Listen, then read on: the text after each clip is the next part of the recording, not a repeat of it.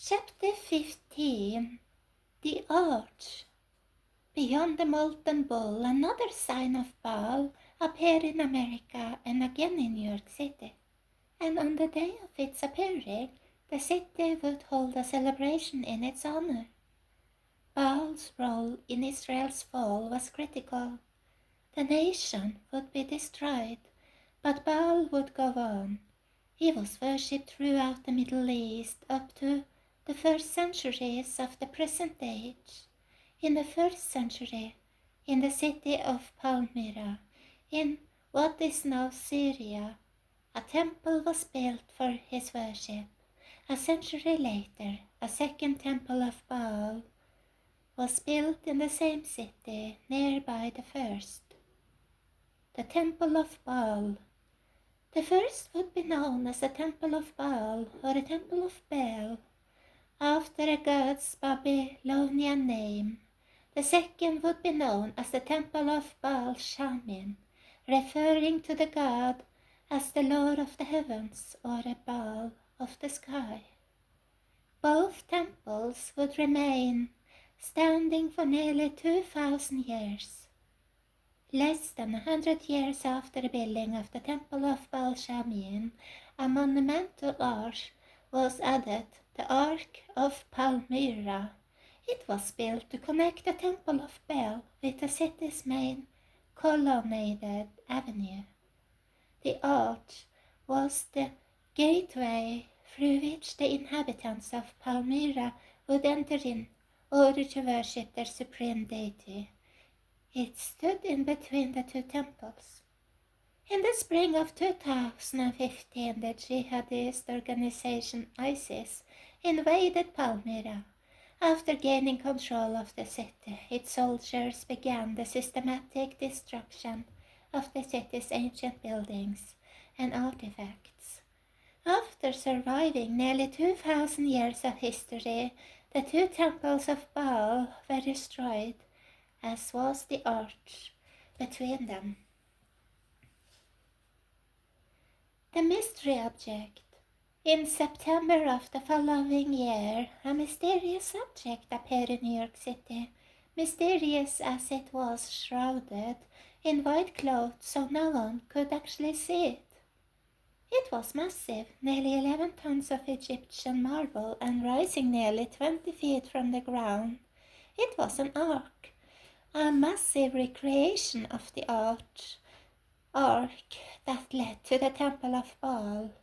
It had appeared in London and would later appear in other western cities, including Washington, D.C., but the appearance of the ark that had served as the entranceway to Baal's temple in New York City was especially significant, for New York City had played a central role in America's apostasy from God and in many ways served as the capital of that fall.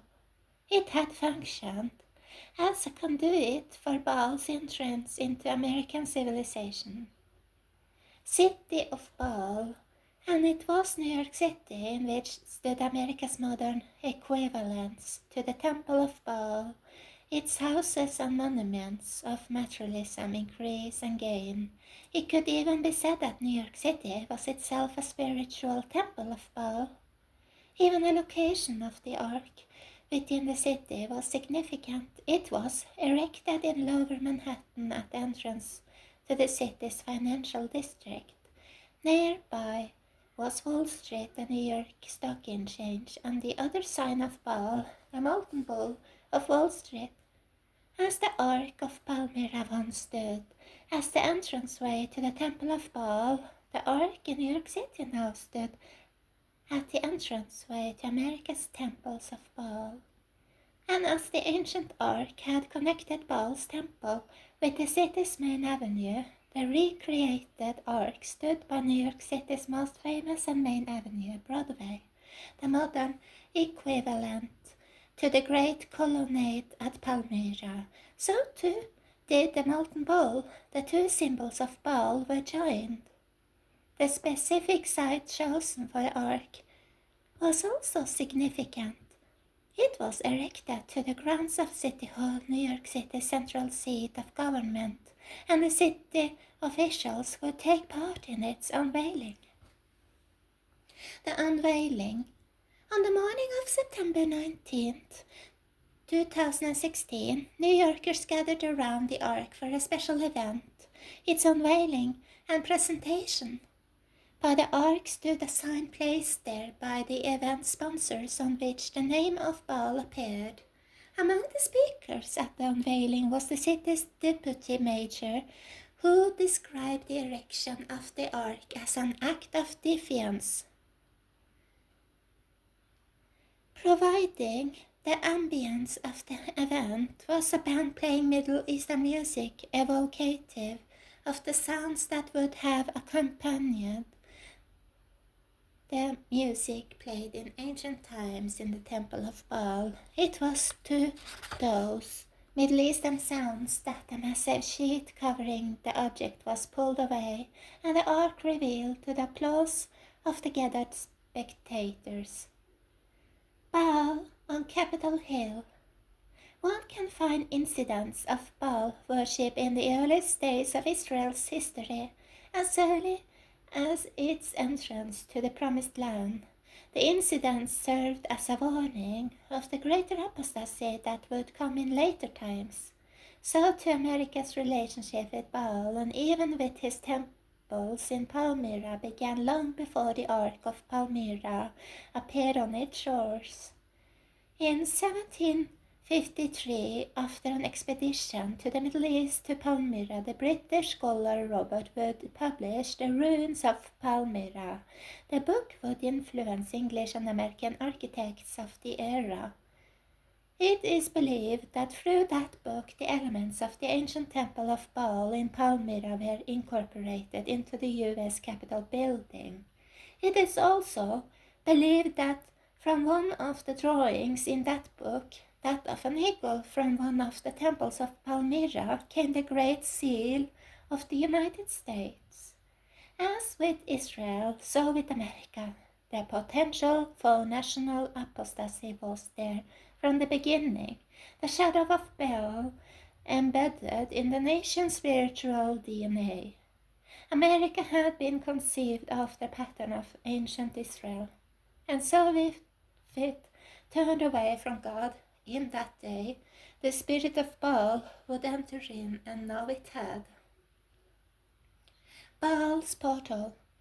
And so the nation that had turned to Baal received the sign of Baal in the form of a massive stone ark.